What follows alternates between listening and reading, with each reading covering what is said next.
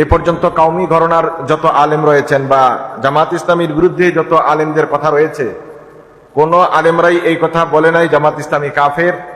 এই আকীদার কারণে তাদের সাথে কোনো রকমই ইসলামের সম্পর্ক রাখা যাবে না।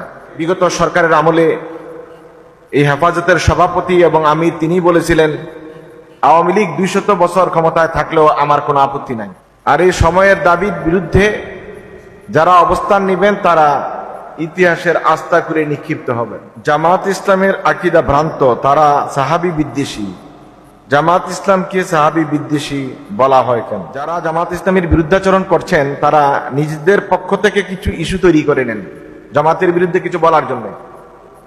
যারা রাজনীতি করেন, সাধারণ রাজনীতি, তারাও কিন্তু জামাত ইসলামকে কোণঠাসা করার জন্য কিছু রাজনৈতিক স্লোগান ইতিপূর্বে তৈরি করেছিলেন।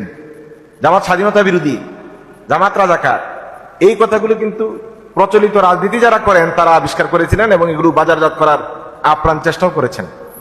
কিন্তু আলহামদুলিল্লাহ সময়ের বিবর্তনে, অবস্থার পরিবর্তনে এখন এদেশের মানুষ জানতে এবং বুঝতে শিখেছে যে স্বাধীনতা বিরোধী স্লোগান তৈরি করে স্বাধীনতার সপক্ষের লোকের কথা বলে এই দেশে দুর্নীতি, মানুষদের অধিকার হরণ, জুলুম, নির্যাতন, গুম, খুন, হত্যার রাজনীতিকেই শুধু প্রমোট করা হয়েছে।